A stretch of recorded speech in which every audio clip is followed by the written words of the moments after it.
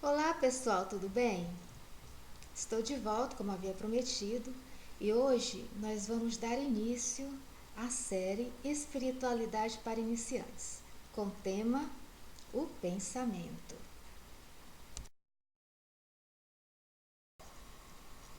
Dentro dos círculos filosóficos, este é um assunto bastante discutido, até mesmo porque não existe um consenso sobre sua real definição. É também objeto de estudo da psicologia, da lógica e da logosofia. Como podem ver, falar sobre o pensamento é tão complexo quanto o próprio pensamento. No entanto, o entendimento acerca de sua natureza e características torna-se imprescindível para quem deseja dar um pontapé inicial no caminho do autoconhecimento. E para quem deseja conhecer um pouco mais acerca das realidades que estão além do véu desse mundo de terceira dimensão. Antes de darmos início ao assunto, vamos raciocinar um pouco sobre as seguintes situações. Quando eu penso, sou eu que estou pensando? Esses pensamentos estão presentes nos meus arquivos mentais ou eu estou copiando das ideias coletivas? E quando eu tenho um desejo, esse desejo vem de mim ou foi enviado para mim? Esses desejos me elevam ou são uma manifestação automática dos meus instintos? E o pensamento em si, o que é? Bem, para me ajudar a responder essas perguntas, eu tive uma grande ajuda. Então vamos à bibliografia.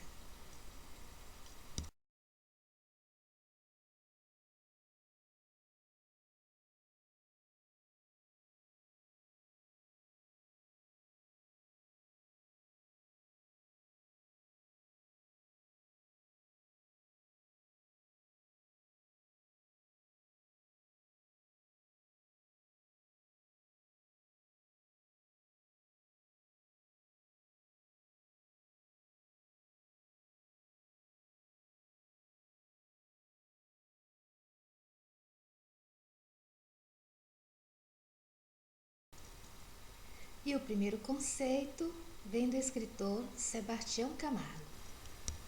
É uma expressão do potencial da consciência assessorada pela inteligência intelectual, inteligência emocional e inteligência espiritual. A inteligência seria então um atributo do espírito, a atividade intelectual do espírito. Portanto, todo pensamento tem origem no espírito e pode expressar-se através da inteligência intelectual, emocional e espiritual. E qual é a sua natureza? De que são feitos os pensamentos? Segundo André Luiz, em sua obra Mecanismos da Mediunidade, os pensamentos são formações corpusculares com bases nos sistemas atômicos em diferentes condições vibratórias, considerando os átomos, tanto no plano físico quanto no plano mental, como associações de cargas positivas e negativas. Bem, deixa eu ver se eu entendi. Então, pensamento é matéria. Bem, de acordo com o Espiritismo, o pensamento, como essência, é um atributo do espírito. Neste caso, ele não pode ser considerado matéria. Mas acontece que ele é utilizado também no sentido material quando entram em cena os processos mentais. Então, o pensamento não é meramente uma expressão material e energética. Em essência, ele não é material, mas em sua manifestação, ele é sim material. Outros autores, como o teósofo Charles Webster Leadbeater, concordam que o pensamento possui uma natureza material e pode manifestar-se ao clarividente como uma vibração sob diferentes formas. Essas formas podem ser complexas ou simples, com diferentes tipos de densidades. E falando em pensamento em termos de vibração, podemos assegurar com absoluta certeza que as ondas mentais podem sim penetrar a mente de outras pessoas, dependendo da força e da nitidez do pensamento original. Agora vamos falar um pouco sobre suas propriedades.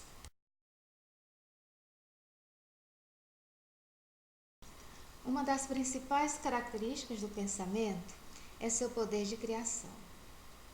Cada pensamento criado é uma criatura criada. O pensamento, ele não se perde nem se destrói, mas pode ser transformado. Eles ficam armazenados nos registros universais e em nossas células.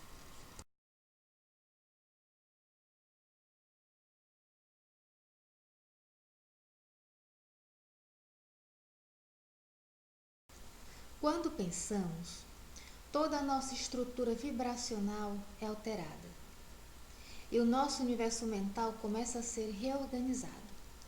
Podemos então harmonizar ou desarmonizar esse ambiente.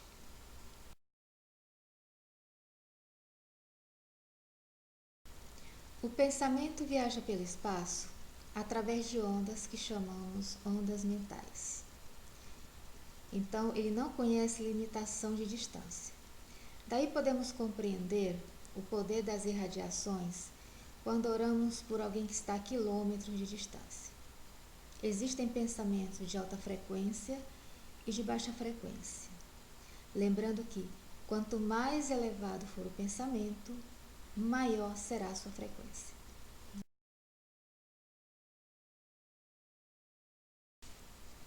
É o que André Luiz chama de correntes mentais. E essas correntes mentais formam um campo magnético ao nosso redor.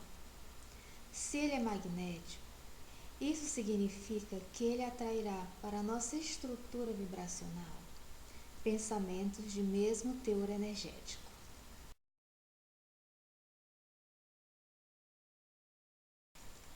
E como será que nasce um pensamento? Como é que ele se origina? Bem, o pensamento, ele se origina através de um estímulo. E este estímulo pode ser de natureza extrasensorial ou sensorial. Os estímulos de natureza extrasensorial se originam na própria mente, que é o grande laboratório das criações mentais.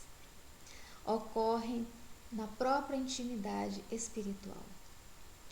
E os estímulos sensoriais são aqueles estímulos captados no plano físico através de nossos órgãos sensoriais.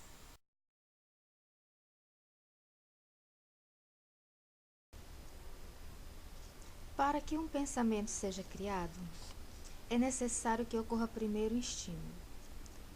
Então, o pensamento começa a criar corpo dentro do laboratório da mente. Então, os pensamentos vão formando ideias. As emoções, o desejo, a intenção vão enriquecer e dar valor e vida a essas ideias. O cérebro, que é um computador biológico de altíssima complexidade, transmite essas impressões ao corpo físico através da glândula pineal. As palavras vão projetá-las e as ações são concretizadas. Mas atenção, mesmo que eu não verbalize, eu já pratiquei a ação pelo ato de pensar. As ações existem em forma potencial, pois se concretizam em formas-pensamento.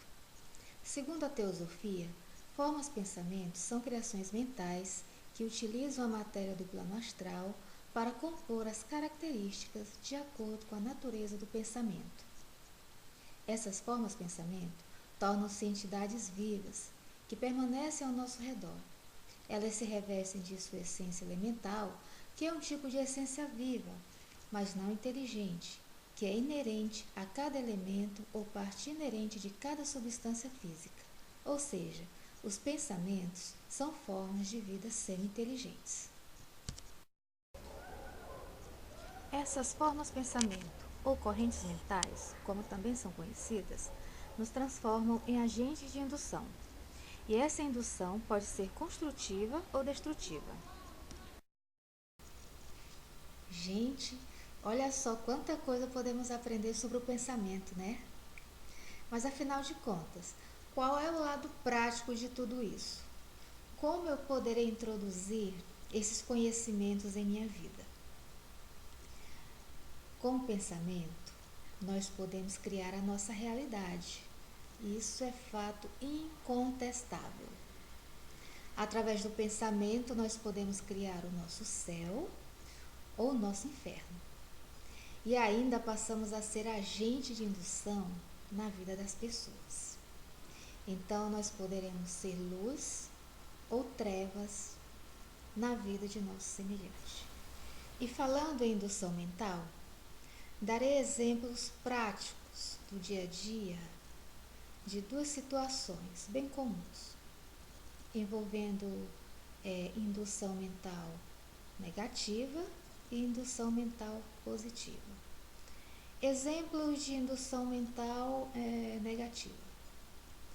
Aquele tipo de conversa que geralmente nós temos acerca de violência, falar de doenças, debochar, leituras que não edificam, músicas que não edificam. Porque, gente, eu falei no início que o pensamento nasce de um estímulo. Então, seria interessante evitar todo tipo de estímulo que possa favorecer a criação de uma forma de pensamento doentia. Pois essas formas de pensamento doentia, elas vão nos prejudicar. Elas vão nos prejudicar a longo prazo, porque seus efeitos são cumulativos em nossa consciência. Tá? Então, é uma mudança de postura, é mudança de mentalidade, nascer de novo, como Jesus falou, abandonar velhos hábitos. E como eu posso ser um agente de indução positiva? Acolhendo as pessoas, tratando bem, evitando fofocas, evitando deboche. Uma dica que eu dou para vocês, que eu sempre coloco na minha vida, é o seguinte: quando eu me vejo dentro de uma determinada situação, eu pergunto para mim mesma: se um espírito evoluído estivesse vivenciando essa situação, qual seria o seu comportamento? A resposta vem imediatamente. Então é o seguinte: aquilo que um espírito evoluído não faria, eu também não vou fazer. É aquela máxima que Jesus falava sempre: orai e vigiai. Então a vigilância tem que ser constante em nossa vida. É isso aí, pessoal. Vou ficando por aqui. Espero ter contribuído um pouco mais com o conhecimento, esclarecimento de vocês. É óbvio que eu não poderia esgotar aqui esse assunto, que é muito amplo, muito complexo, mas existe uma ampla bibliografia sobre o assunto. Eu espero que eu tenha instigado um pouco mais a curiosidade de vocês em relação a esse assunto.